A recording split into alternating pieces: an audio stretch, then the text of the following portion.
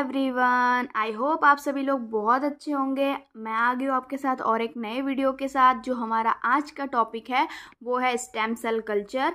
तो आज ये जो है हमारा ये एनिमल बायोटेक्नोलॉजी का एक टॉपिक है जिसमें हम स्टेम सेल को कल्चर कैसे करते हैं इसके बारे में पता लगाएंगे। स्टेम सेल्स के टाइप्स क्या होते हैं उनके बारे में आपको बताऊंगी। तो आप वीडियो को एंड तक देखना, बिल्कुल भी स्किप मत करना क्योंकि ये वीडियो आपके लिए बहुत ज़्यादा हेल्पफुल होने वाली है। So let's start. पहले हम शुरू करते हैं स्टेम सेल कल्चर। पहले जान लेते हैं कि ये स्टेम सेल्स होता क्या है। तो यहाँ पे पहले डेफिनेशन पढ़ती हूँ, फिर मैं आप लोग को एक्सप्लेन करती हूँ कि यह होता क्या है। Stem cells are special cells that can divide and become different types of cells like muscles, nerves और blood cells. They are the body's master builders. मतलब क्या होता है, स्टेम सेल्स हमारे बॉडी में ही पाई जाती है और ये एक प्रकार की स्पेशल सेल्स होती है जो क्या होती है, अनडिफरेंशिएट सेल्स होती है, जिसमें क्या होते हैं, कैपेबल होते हैं कि वो डिवाइड कर सकते हैं और खुद डिवाइड करके अपने जैसे दूसरा सेल्स बना सकते हैं, कोई दूसरा ऑर्गन बना सकते हैं या पूरी ह्यूमन बॉडी ही बना सकते हैं। जैसे क्या हो गया, आपका ब्लड हो गया, ब्लड सेल्स हम बना सकते हैं स्टेम सेल से। हमारी स्किन सेल्स बना सकते हैं हम इससे। हमारा कोई ऑर्गन रीजेनरेट करना हो वो भी हम स्टेम सेल्स की मदद से कर सकते हैं। तो जो इनमें जो डिफरेंशिएट होता है ये डिवाइड कर सकते हैं और ये become different types of cells, और ये फिर जाके क्या कर सकते हैं, डिफरेंट टाइप के सेल्स में डिवाइड हो सकते हैं। स्टेम सेल्स ही हमारे बॉडी में एक ऐसी सेल्स है जिसमें क्या होता है, वो जो कैपेबल होते हैं कि वो अपने जैसे दूसरे सेल्स को रीजेनरेट कर सकते हैं। ठीक है, एक प्रकार से ये क्या करते हैं, पुनर्जन्म करते हैं किसी दूसरे ऑर्गन, टिश्यू या सेल्स का। ओके, अब देखते हैं कि ये जो स्टेम सेल कल्चर है ये होता कैसे है और ये है क्या। स्टेम सेल्स क्या है? Stem cell culture is the process of growing stem cells in a controlled lab environment, usually in flask or dishes with special nutrient rich media। Stem cells culture होता क्या है, ये एक लेबोरेटरी टेक्निक है, इसको हम लेबोरेटरी में perform करते हैं। तो इसमें क्या होता है, जो हम स्टेम सेल्स को है ग्रो करते हैं वो एक मीडिया में करते हैं। किसमें करते हैं? मीडिया में, रिच इन मीडिया। मीडिया मतलब उसको हम प्रोवाइड कराते हैं कि उसमें किसी चीज़ के हम बाहर से उसको, हमारे बॉडी के अंदर जितने भी न्यूट्रिएंट है उसको हम बाहरी में हम उसको प्रोवाइड कराते हैं। जैसे हो गया कार्बोहाइड्रेट, विटामिन, ये सारी चीज़ें हम उसको प्रोवाइड कराते हैं। इसको बोलते हैं मीडिया। ओके, तो इसको हम किस में ग्रो कराते हैं? फ्लास्क में या फिर डिशेज में स्पेशल न्यूट्रिएंट के साथ। तो ये जो प्रोसेस है जिसमें हम लेबोरेटरी में क्या कर रहे हैं, किसी सेल्स से किसी दूसरा टिश्यू, ऑर्गन या फिर सेल्स का हम फिर से रीजनरेट कर रहे हैं, इसी को हम क्या बोलते हैं? Cell culture. Okay, stem cell culture. फिर हम नेक्स्ट देखते हैं कि टाइप्स ऑफ स्टेम सेल्स क्या होते हैं। Types of stem cells, there are different types of stem cells we can culture. क्या क्या सेल, ऐसे बहुत तरीके के हमारे बॉडी में स्टेम सेल्स है और उनमें पोटेंशियल होता है कि वो कितने तरह से डिवाइड कर सकें। इनके जरिए हम बता सकते हैं। जैसे फर्स्ट है हमारा एमनियोटिक स्टेम सेल्स। एमनियोटिक मतलब इसके हम लोग वर्ड से ही पता लग रहा है, एमनियोटिक मतलब जो अभी एम्ब्रियो है। तो जो एमनियोटिक स्टेम सेल्स होता है ये हमें कहाँ से मिलता है? जो भ्रूण बनता है, जो बच्चा होता है, जब वो माँ के पेट में होता है, जब वो एम्ब्रियो होता है, तब उसमें से हम स्टेम सेल्स को निकालते हैं। जो स्टेम सेल्स होते हैं ये प्लूरीपोटेंट होते हैं। अब मैं नेक्स्ट आपको बताऊंगी तो प्लूरीपोटेंट, मल्टीपोटेंट क्या होते हैं। तो जो एमनियोटिक स्टेम सेल्स होते हैं ये कैपेबल होते हैं कि ये कुछ भी पूरे बॉडी में कुछ भी रीजेनरेशन कर सकते हैं। सिर्फ आपके प्लासेंटा और आपका जो एमनियोटिक कॉर्ड होता है उसको छोड़ के पूरा एक ह्यूमन बीइंग को हम रीजेनरेट कर सकते हैं, दोबारा से बना सकते हैं। ये बहुत तरीके में काम आता है, मेडिसिन में, किसी पार्ट्स को रीजेनरेट करने में, इन सारी चीज़ों में स्टेम सेल्स का उपयोग होता है। नेक्स्ट है हमारा एडल्ट स्टेम सेल। अडल्ट मतलब पता लग रहा है वयस्क में।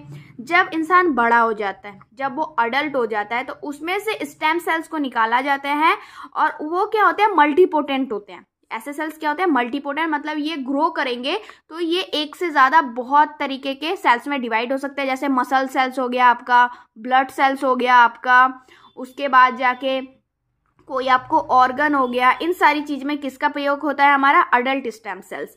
फिर हो गया हमारा इंड्यूस्ड प्लूरीपोटेंट स्टेम सेल्स। इसमें क्या होता है, ये जो होते हैं ये प्लूरीपोटेंट होते हैं और ये जैसे कोई हमारा ऑर्गन डैमेज होता है, जैसे बहुत तरीके देखते हैं, किसी का स्किन बर्न हो जाता है, मतलब स्किन जल गया हो, तो उसके जनरेशन में हम क्या करते हैं, उसी पेशेंट के स्किन को हम लेते हैं और उसको कल्चर करके हम उस पर फिर से वही स्किन लगा देते। ओके, तो ये किससे हो गया? Induced pluripotent stem cells. अब देखो, प्लूरिपोटेंट मतलब, पोटेंट मतलब होता है कैपेबिलिटी, कि उसमें कितनी कैपेबल है, वो कितने टाइप में डिवाइड हो सकता है। इस केस पहला होता है हमारा यूनिपोटेंट, ये देख लो क्या होता है।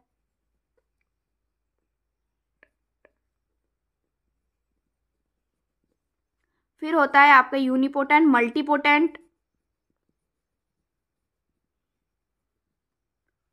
टोटीपोटेंट एंड आपका हो गया प्लूरिपोटेंट। ये 4 तरीके के हैं। इनको हम डिवाइड कैसे करते हैं? इनके बेसिस पे, कि ये कितने में डिवाइड हो सकता है उसके बेसिस पे। यूनी मतलब एक, यूनी मतलब एक। उसमें ऐसे स्टेम सेल्स जिनमें केवल एक ही तरह का हम लोग क्या कर सकते हैं, सेल जनरेट कर सकते हैं, उनको बोलते हैं यूनिपोटेंट। मल्टीपोटेंट ऐसे स्टेम सेल्स जो क्या कर सकते हैं, एक से ज़्यादा तरीके से डिवाइड हो सकता है, एक से ज़्यादा चीज़ें हमें प्राप्त करा सकता है, उसको बोलते हैं मल्टीपोटेंट। टोटीपोटेंट मतलब टोटल पोटेंशियल। टोटीपोटेंट मतलब वो एक पूरे ह्यूमन बॉडी में जितने सेल्स है, जितने टिश्यू है, वो हर किसी को रीजनरेट कर सकता है, इसको इसलिए बोलते हैं इसको टोटीपोटेंट। प्लूरिपोटेंट ये क्या होता है? इसमें भी हम सारी चीज़ें, हम पूरा ह्यूमन बीइंग को हम रीजनरेट कर सकते हैं, सिवाय किसके? एमनियोटिक कॉर्ड और हमारा हो गया तुम्हारा प्लासेंटा, इन दोनों को छोड़ के। समझ गए? तो जो हमारा एमनियोटिक स्टेम सेल्स होता है वो कैसा होता है? प्लूरिपोटेंट, मतलब वो कोई सा भी चीजें बना सकता है, सिर्फ एमनियोटिक कॉर्ड और हमारा हो गया प्लासेंटा को छोड़ के। अडल्ट सेल्स मल्टीपोटेंट होता है, इसमें बहुत तरीके से हम बना सकते हैं, ब्लड हो गया, मसल्स हो गया, इन सारी चीज़ों का हम रीजेनरेशन कर सकते हैं। इंड्यूस्ड प्लूरिपोटेंट, इसमें तो लिखा ही हुआ है कि ये प्लूरिपोटेंट है, मतलब ये क्या होंगे? ये पूरी बॉडी में कोई सा भी अंग आपको बना सकता है, इंड्यूस्ड। ओके, नेक्स्ट देखते हैं हम। नेक्स्ट है हमारा culture process step by step. मतलब कल्चर का प्रोसेस क्या है, वो तो हमने बोल दिया कि आपको कौन से स्टेम सेल से क्या होता है, लेकिन इनका कोई प्रोसेस होता है, जिस तरीके से लेबोरेटरी में ये प्रोसेस जारी होता है। पहले क्या होता है? Isolate the stem cells. पहले हम क्या करते हैं? स्टेम सेल्स को बॉडी से बाहर निकालते हैं, फिर उसको आइसोलेट करते हैं, फिर place them in a sterile culture dish with nutrient media. उसके बाद हम उस जो हमने स्टेम सेल्स लिया है उसको हमने आइसोलेट कर लिया। करने के बाद उसको हम एक फ्लास्क में या एक डिश में, पेट्री डिश हो गया, स्टेराइल हो गया, उसमें मीडिया डालते हैं। पहले क्या डालते हैं? मीडिया। मीडिया का काम क्या है? उसमें न्यूट्रिएंट को पहुंचाना उसके ग्रोथ के लिए। अब कोई भी चीज़ ऐसे तो ग्रोथ होगी नहीं, वो क्योंकि हमारे बॉडी के अंदर नहीं है, वो चीज़ क्या है? हमारे बॉडी से बाहर है। तो बाहर रहने के लिए उसको न्यूट्रिएंट चाहिए जिससे कि वो ग्रोथ करे, और ग्रोथ जब तक नहीं होगा तो हमें क्या होगा? नहीं मिलेगा कोई भी नया cells. Maintain them at 37 degree Celsius and 5% CO2। CO2 उसमें डालते हैं हम कितना? 5% एंड 37 डिग्री सेल्सियस होना चाहिए। मेंटेन करना चाहिए कि वो ना 37 डिग्री सेल्सियस से ऊपर हो, ना 37 डिग्री सेल्सियस से नीचे हो। 5 डिग्री उसमें CO2 देते हैं। ये क्या करता है? जो बैक्टीरिया वगैरह होता है उसके लिए काम करता है। ओके, कि बाहर है, उसमें कोई बैक्टीरिया वगैरह, इन सब चीज़ों से वो उसको सेफली रखता है। Change the media regularly. अब जो ये मीडिया है इसका यूज़ हो गया, अब हमें बार बार क्या करना पड़ेगा? इस मीडिया को चेंज करते रहना पड़ेगा, क्योंकि वो बाहर है तो उसमें बहुत तरीके के बैक्टीरिया वगैरह लग सकते हैं। नेक्स्ट हो गया हमारा सब कल्चर और पैसेजिंग टू प्रिवेंट ओवर ग्रोथ। अब ये जैसे डिश है, इसमें हमें हमारा एक सेल से इसमें 100 सेल्स हो गए। अब उसके लिए ये वाला जो डिश है, मतलब ये जो पेट्री डिश है, इसमें काम नहीं आ रहा है, तो उसको हमें सब कल्चर करना है। मतलब इस प्लेट से किसी दूसरे प्लेट में उसको हमें कन्वर्ट करना है, तो इसी को क्या बोलते हैं? सब कल्चर या पैसेजिंग। मतलब फर्स्ट जो हमारा प्राइमरी ग्रोथ होता है उससे हम सेकेंडरी ग्रोथ में जाते हैं, तो इसी को हम क्या बोलते हैं? पैसेजिंग या सब कल्चर। हो गया। सब कल्चर करने के बाद उसमें जो ग्रोथ होगा वो 2x हो जाएगा, मतलब उसका जो वृद्धि करने का दर है वो बढ़ जाएगा। हो गया, समझ गए। इसी प्रकार से हम क्या कर सकते हैं, किसी भी स्टेम सेल से नए टिश्यू ऑर्गन का डेवलपमेंट कर सकते हैं। नेक्स्ट है हमारा कल्चर मीडिया। कल्चर मीडिया क्या होता है, मैंने आपको पहले ही बता दिया है कि कल्चर मीडिया एक ऐसा मीडिया होता है जो उसको क्या करता है, प्रोटीन, न्यूट्रिएंट, ग्लूकोज, ये सारी चीज़ें, अमीनो एसिड, ये सब ग्रोथ फैक्टर उसको देता है। The media is rich in nutrient like glucose, amino acid and growth factors. It keeps the stem cell alive and control what they grow into. मतलब क्या करता है ये, इसका काम है कि उसको जो न्यूट्रिएंट चाहिए, उसको वृद्धि के लिए उसको ग्लूकोज चाहिए, एनर्जी चाहिए, अमीनो एसिड चाहिए, ये अमीनो एसिड ये प्रोटीन का काम करता है, ग्रोथ फैक्टर चाहिए। अगर ये सारी चीज़ नहीं होगी तो हमारा जो हम उसको ग्रो कर रहे हैं लेबोरेटरी में वो ग्रोथ होगा ही नहीं। तो इन सारी चीज़ ग्रोथ को बढ़ाने के लिए उसमें हम क्या यूज़ करते हैं, कल्चर मीडिया, जो एक तरीके से उसका न्यूट्रिएंट का काम करता है। जैसे हम खाना खाते हैं, वो हमारे बॉडी के ग्रोथ के लिए काम कर रहा है, तो वो तो खाना खा नहीं रहा है, तो उसके लिए हम उसको क्या देते हैं, कल्चर मीडिया देते हैं। आई होप आपको समझ में आया होगा। अब देखते हैं हम एप्लीकेशन क्या है इसके एप्लीकेशन क्या है। रीजेनरेटिव मेडिसिन में इसका उपयोग होता है। ड्रग टेस्टिंग में स्टेम सेल्स कल्चर का उपयोग होता है। ड्रग टेस्टिंग मतलब कोई हमने दवाई बनाई, वो सुटेबल है कि नहीं, इन सब चीज़ों के लिए किसका उपयोग होता है, स्टेम सेल्स का। स्टडी डिसीज, बहुत सारे रोगों के अध्ययन के लिए हम क्या करते हैं, स्टेम सेल्स का उपयोग करते हैं। टिश्यू इंजीनियरिंग मतलब जिसमें हम कोई नया ऑर्गन रीजनरेट करते हैं, उसमें भी क्या होता है, स्टेम सेल्स का प्रयोग किया जाता है। पर्सनलाइज्ड थेरेपी, बहुत तरीके की थेरेपी होती है, उनमें भी क्या होता है, स्टेम सेल्स का उपयोग करते हैं। अब ये तो हो गया हमारा एडवांटेज। अब पढ़ते हैं हम डिसएडवांटेज क्या क्या है इसमें।